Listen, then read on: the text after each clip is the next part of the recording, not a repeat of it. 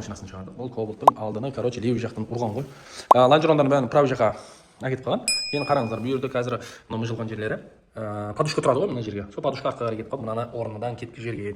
Қазір біз мынаны тарттық. Ланжерондың біреуін боковой жасқа, чтобы артқы жағын тұрлап қою үшін. Так, не дейміз тағы? Мына жерді қараңыздар. Көрдіңіздер ме, тартқанда не болды? Мынау қалып, анау кетіп қалды. Енді соны тарту керек. Қазір мына үсті жағына ашып қойдық. Тура осы жерден алдына қарай тартатын боламыз. Мына жері зігіп болып қалған мына. Не үшін десеңіздер, алдындағы чашкасы правый жағға кетіп қалған, оң жаққа кетіп қалған. Енді қараңыздар, біреулер айтады, істеуге болмайды ма өзіне? Істеуге болады жігіттер. Просто ертең оны сатуда алған адам сорлап қалады.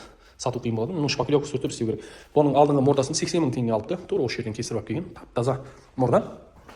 Бұның алдына телевизор оригинал 100 000 теңге тұрады екен. Сонымен қосқанда бір 200 төңірегінде болады екен мордасы. Сол үшін бұлар мынаны өз анандай шыққан новыйсы бар ғой, покраска етілмеген соны саламыз дейді. Покраска ет жер емес, сол кезде мына жерлеріне герметик істеп дейді. Енді бұл жерде қараңыздар, өзіңіз шпаклевка сүртіп істейтін болсаңыздар, ертең шпаклевка жарылып басқалады. Мынаны құдай қаласа по контактына ауыстырамыз. Контакт жерлер кетпейді, клей сүртіледі, вообще шпаклевка деген нәрсе жемейді. Мінгенге де рахат, сатқанға да. Ертең ешкім мына жері мынандай екен, ланжеронды шпаклевка сүрткен екен, 10 жылдан кейін, 5 жылдан кейін жарылып тұрып, 2 жылдан кейін жарыламай құдай біледі. Енді өйткені ешкім ештеңеге гарантия бермейді. Кетіп қалған жерлеріне көріп тұрсаң, мына ашылып кеткен. Енді оларда болады бұндай нәрселер. Ну, есіктері бәрі машина ашылып жабылып тұр. Енді машинаның состояниесі мына қалай алған, баллонын салған, ұрған. Машина новый, былай айтқанда. Абсолютно новый.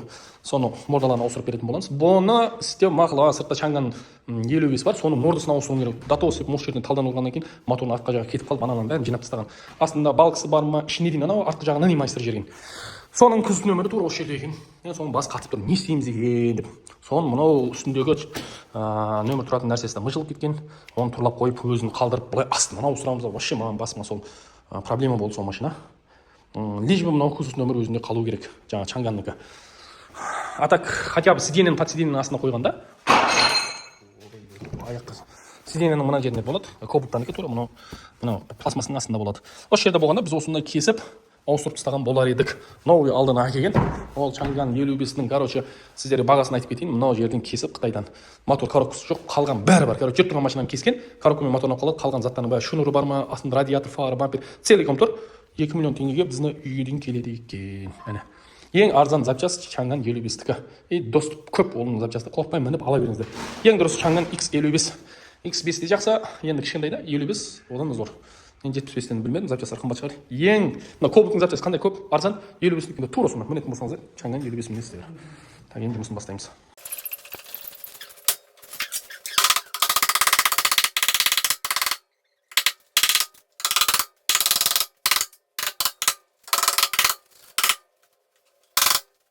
Біз қазір сондай рихтовка істедік. Өмірде бұндай болмаған. Қазір осы ішкі жағына қалдырамыз ба деп тұрмыз. Ішкі жағына өше қалдырып, мына жердің по контактын алатын боламыз. Мен мына сырт жағына өзі бар, соны сегмент етіп алатын боламыз. Ішкі жағына өзіне қалдырамыз. Запас өйгенше қалдырамыз, астына ауыстырамыз, құдай қаласа. Мынаны тартып тұрлаймыз. Одан кейін оң жағына өтеміз. Бірақ план зор болады, егер сондай болатын болса, мощный болады. Так қойып кететін боламыз. Мына жерлер мощный келді. Рихтовать еттік. Как положено болып қалды ма? Төзі болып ішкі жағы. Мына сырт жағына қысамыз, короче. Четко. Астында тартамыз. Негізі бұны боковойға тартып қойғанбыз. Бері қарай. Енді алдына қарай тартуымыз керек, өйткені кетіп қалған. Оны нешін тартамыз? Мына жерде зігіп бар. Қазір. Мына қайырылып тұрған жер. Сол зігіпті, мына жерде зігіп. Кеткізу керек. Осы жерден кесеміз, бірақ соны тұрлап жесек болады. Оға дейін қазір мынаны тартып тұрлап алсақ, зор болар еді. Машина болады. Минус болмайды да, ертең анау деген.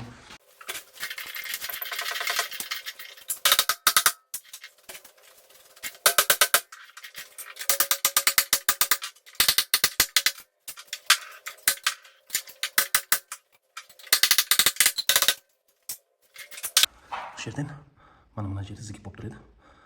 Соны тұрлап қойдық. Енді кесе берсек болады. Негізінде да нивчасын бітіріп қойдық. Былай айтқанда тек қана сол жоғары жағын тартсақ, мына жері кету керек, мына жері. Түсіндіңіздер ме? Бері қарай. Содан кейін былай келеді да, лайндан түседі. Мына көтеріліп кеткен. Соны істейміз. Обедке дейін болмаса. Так. Осы жер келу керек, қазір тартамыз. Осы жеріне келтіріп, кейін үстін тартамыз. Қалай осылай қойып.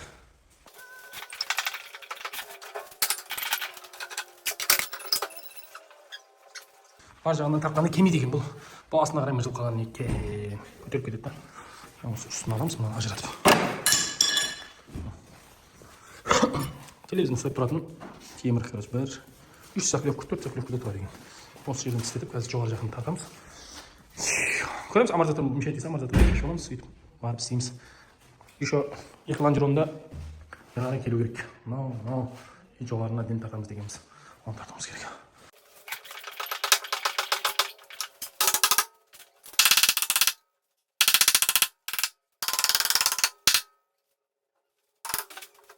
Мына үсті түсу болып тартылды, бірақ мына жері пузо болып тұр. Сол үшін мына жерге тартып кетуім керек, асты жағын тартуым керек. Сосын келеді екен. Оның бәрін қойып қойдық. Мұнаның ішіне кескеніміз бар еді, оны орнына қойдық. Жоғары жағынан кесілгені көрінбейді вообще. Мына жері өзі заводской осылай варит етіледі. Поворотом урод болып варит етіледі өзі заводской. Бізде тура сол сияқты варит етіп қойдық. Ішіне қараңыздар. Машина істегенде істей бересіздер, кесіп, анандай мынандай қылып істей бересіздер. Бірақ адамның өзінде де кішкене фантазия болу керек. Қай жерден ауыстыру керек, не істеу керек. Оны тура осы жерден, осы жерден кесіп ауыстырып, мұнаны әлі тачып еткен жоқпыз. Мына іш жағы былай кетті. Ана ұзын болгаркім бар. Тура мұның үшін полын алып тастаймыз. Варит етілген жеріне мынаны жақындатып көрсетейін мынаны. Мына жерден. Болды, короче. Мына жері тура осы жерден кетті. Неден, чашкадан. Bu yerге клей сүртіледі. Мына жер клей болады. Мұны мешать етіп отыр. Короче, мына жерде клей болады. Заводской клей. Оны алып тастадық та. И мынау контакт мына. Контакт. Осы контакттың үсті мынандай клей болады. Жігіттер, бұны сондай қылып жалғадық, Құдай қаласа. Таппайды. Бұны біз таппасын деп істеп жатқан жоқпыз, бірақ мінген адамға да бір рахат болсын деп. Мына арты былайынан кетті. Bu yerге клей сүртіледі. Анадан бәрін химиямен жуады да. Заводской осында сары бар. Пульверизатормен сашап. И мына асты мына как положено бірдей жалғанған жері. Ешқандай бір ақаусыз, короче. Мына асты да басқасына мына. Қалай көрсетсем болады. Bu yerге де соны сашылып, кейін өзінің окраскасы сашылады, Құдай қаласа. Білінбейді. Осы алдына несіне уровеньні бәрін қойып, короче, былайынан да мынау аяқ кетпеген, короче, мынау ұшағы білмесеңіздер айтайын. Мына лонжеронның ұшынан, лонжеронның ұшына дейін екеуінікі 1,4 мм болады. 1 метр 4 мм. Екеуін лазер атқан кезде екеуінің ортасы 52 болу керек. Мынау жоғарысымен. Мынау жоғарысының несі арасы 1,37,5 болады. 1,37,5, короче, метрлеп лақтырасыздар. Мына жерден, мына жерге дейін 1,37,5 болу керек. Оны да бәрін өлшейміз. Жоғарысын, астын бәрін осылай как положено қоймасақ, машина ертең жинағанда да дұрыс болмайды, фары кішкене дұрыс келмей қалады. Мысалы, бамперді, бонкада қазір жиналатын телевизорды бамперін жинаймыз. Мына асты бөлек болады, үсті бөлек болады. Мына астындағы ішіне подударник болады, екі қойылады. Мен былай да, Қытайның машинасында істеп жүрміз ғой. Ол қытайский машина істелген кезде оригинал запчасть алып келіңіздер деп айтамыз. Оригинал запчасть болмайды оларда көбінше. Подзавод анандай штамповка болып шығаратындар ғой. Соны салам. Келеді, бірақ оригинал сияқты келмейді.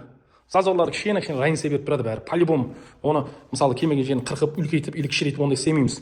Сол қалай келеді, солай саламыз. Қолдан келгенше кішкене регулировкасы, болт қататын тесіктердің орнынан кішкене кеңейтіп сөйтіп қоймасаңыздар, ол точно келіп келмейді ол. Ешқашан келмегенде келмейді. Бұнда қазір істеп жатырмыз, бұл ковылттан келе береді ковылтнікі. R3 солардың кішкене крылоларда разница болады, басқа болады. Бұларда да болады, бірақ біліне бермейді. Заводтың өзінде де шыққанда кейбіреуді біреуінікі мынау зазоры кішкентай болса, аш етіп үлкендеу болады. И бір қызығын қараңыздар. Bu жерде мынау темір. Сыртында тұр, мынаның сыртында. Мынаны қараңыздар, мына ішінде тұр. Заводта қалай болса солай қойған. Мен де ананың алдына тура солай қойдым. А так екеуі де осылай сыртта болады. Заводта мынаның сыртына қойып кеткен ғой. Түсінсіздер ме? Ана мордада. Болады онда, ешкім оны байқамайды. Мен, например, мені өзіне бүйтіп сыншы деп қарамасам білмейді. Мен оны сверлитеттім ғой. Мынаны алдым ғой ажыратып. Сол кезде байқап қалдым. Мынаның үстінде отыру керек. Оныкі наоборот мынау сыртында болып қалғанда. Ол қояды да тастарса ол жерге. Машина жалғанғанда жылынбайды ма деген адамдарға. Қараңыздар. Мына отдельный мынау. Мына отдельный. Қатты бірақ страшно бүйтіп ұстағанға. Мына отдельный. Мына отдельный мынау. Мына іші отдельный. Сөйтіп бәрі по кусогым жиналады. Мынаусы отдельный мысалы. Мынаусы сөйтіп жиналып болғаннан кейін қатты болып тұрады ол. Негізі мына қазір мына корпус бір сияқты, бірақ бұның іші мына. Ана жер жалаңған мына. Капотын ұстап тұратын. Мына бәрі жалаңған. Бол келеді да тура осы жерге былайынан тұрады. Крыло, капот бәрі осына қатады. Бұны бүйтіп қойып қойсаңыздар, крыло асты ашылып или жабылып қалады, дұрыс келмейді. Бұны өзінің меркісін қойып береді. Әр жұмысының өзінің қиыншылығы бар, оңай емес. Бірақ мынаны кассаправ көріп жатқан болса, баға беріп кетсе, действительно қиын жерден ауыстырдым. Ол енді ұсталарының өзі білмесе, хозяин өзі жақсы шықты, зор шықты деп айтады. Бірақ қалай қиыншылықпен мұны істелгені білмейді. Bu yerде сондай істедік. Короче, мынаусы аман болып тұр, мынау. Соның астымен кетті, мына. Астымен кетті. Сөйтіп операция істедік, короче, былай айтқанда да, біздің тілде айтқанда, хирургический жұмыс болды. Операция істеп, кішкене камераны қимылдатып жіберсек, кешіресіздер, бірақ енді не дейді, жұмысының несіне баға беріп кетесіздер. Вообще бәрі как положено болып жалғанып жатыр. Енді қазір бүгін құдай қаласа мынаның лонжерондан бір шетін бітіреміз. Ертең общем мынаның бәрін қойып машинаны түсіретін боламыз. Енді телефоным көп қиындап кеткен болса, тағы да бір кешірім сұрап кетеміз. Бізге бір лайкыңыздың, комментарияны аямаңыздар. Бұл осы нәрселерді түсіріп, істеп, сіздерге көрсетіп өткеніміздің өзі біз үшін бір үлкен бір жұмыс. Видеоға алып уақытын кеткізіп алып істегенде өзімізге де сіздерге де пайдасы бар. Бәр нәрсе болса өзіміздің Қазақстаннан шыққаны дұрыс.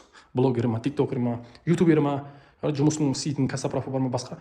Мыналарын кешірек жинаймыз. Мен өзім вообще сыпырып тазалап, тазалықты жақсы көремін. Бәр нәрсе орнында тұрса, мына жерде де не істеймін, не қай жерде қай біреу бәрін жаттап аламын. Орнына ауыстырмаймыз даже. Мысалы плоскость па орнында тұрады, отвертка орнында тұрады, сондай тазалықтан бірінші орындамыз деп қояйын. Да істейміз енді анамыз бар етейік. Құдай қаласа тағы жалғасын көре бересіздер.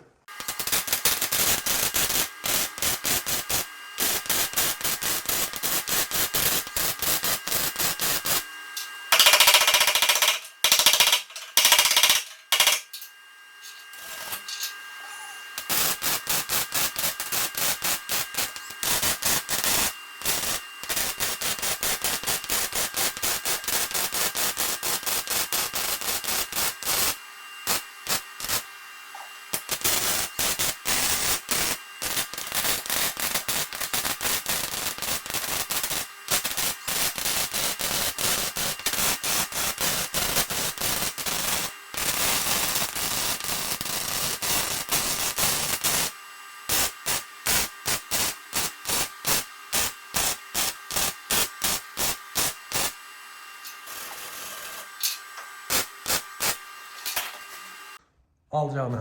Мына шетін. Так, қойып қойдық, тек қана сверлить етуге. Болгаркамен тазалау керек. Енді қазір алдын қойып берейік, бірақ енді бәрін как положено қойғанбыз. Метрмен өлшеп, уровеньдер мощный. Мына телевизоры четкий келу керек. Телевизор. Мына нәрсесі бізге керек жоқ, өзінде бар. Мен шетінде аламыз. Енді телевизорны осы hazır болмай қаламыз ба. Мына шетін қараңыздар. Мына шеті. Міне, көрдіңіздер ма, ағайындар? Айналайында өлшем зор болса бар ғой. Мына бір қолыммен видеоға түсіріп, бір қолыммен қатыра саламыз. Неудобно отыр. Бір шет, кеп тұр ма? Шет тұр.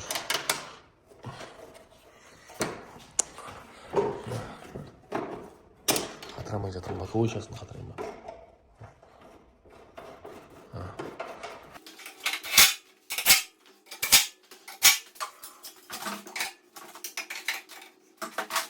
Жігіттер көрдіңіздер ма? Мощный. Телевизорны қалай қойдық, солай келді ғой. Сол үшін айтамын. Полный бәрін өлшеп, четкий қылсаңыздар, құдайға шүкір мақтанбайық. Бізге де келмей қалатындар болады, қиналатындар болады, бірақ мынаның өлшемі зор болды, зор келді. Енді біз не істейміз қазір? Мынаны алдын телевизорын осы тұрғандан лазер атып көрейік. Мынаны лазер ату керек. Мысалы қанша? Мынау соған қойылады мына. Сонда тұр ғой мынау. Соны меткісіне қоямыз қазір. Лазер қойдық. Қараңыздар. 118. 118 болып тұр қазір. Қараңыздар. Метрін аламыз. 100, мына 18-де 18 сантиметр болып тұр. Мына да 18 сантиметр болып тұр. Жоғарыдан астына дейін 18. Мына да жоғарыдан астына дейін 18 болып тұр. Көрдіңіздер ма, жігіттер? Бұл жерде ешқандай бір не жоқ. Монтаж деген сияқты. Енді құдай қаласа мынаны сверлить етіп, алдын екі сверлить тесеміз да, мына жерден тесіледі. Осы жерден по контактын ұстатамыз. Мұнан да. Осы екеу мына жерден қаласақ, тағы бір жерден тесіп қатыр жесек болады, бірақ шыне ондай оны мықты қып істеп тастауын керек жоқ. Өйткені үшеу, төртеу контактының өзі былайынан жетеді. Заводской үшеу болады. Қаласа бесеу де қып жібереді. Өйткені заводта оны ешқандай бір станокке бұрмайды, қолда ұрып тастайды, пың-пың еткізіп. И заводта біреу биік, біреу пәсте болып қалады. Ондай да болып тұрады. Мен самым главное мощный келді. Құдай қаласа ырза болып, осының қалғанын жинай береміз.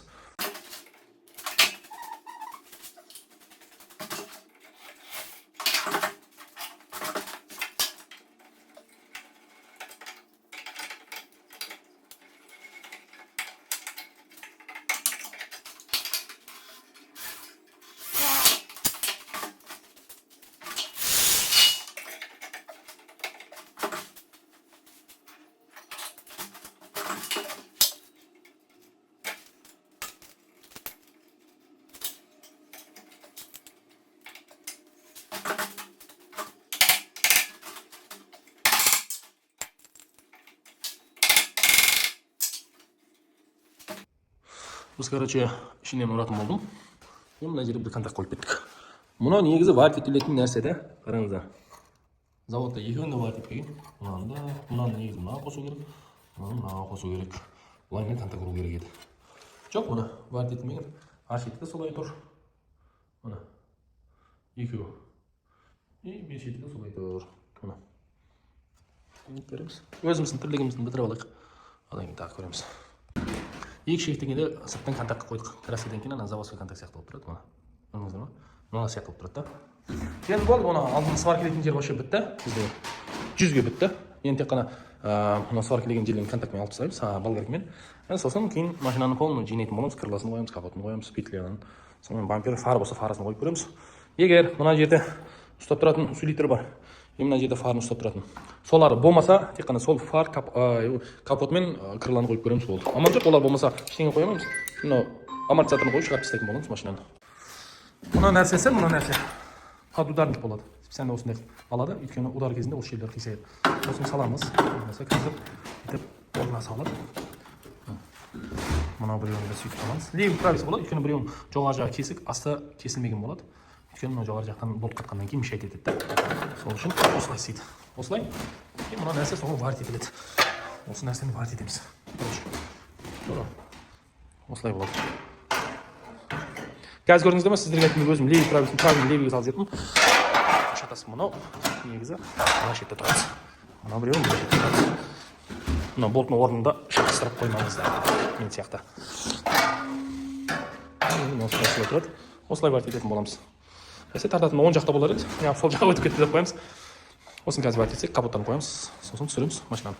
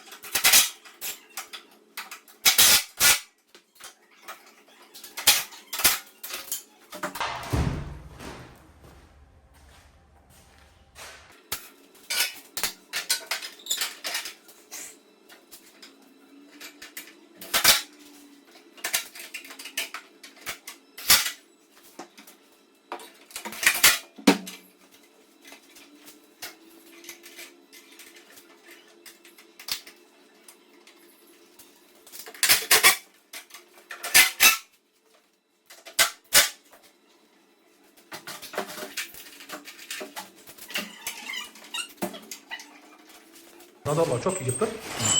Aslı kapatın. Şu mana orada. Buna center mana. O'sha bari mashina bo'ldi. Endi tek qanasi farni qo'yamiz, mashinani sirib istaymiz bo'ldi.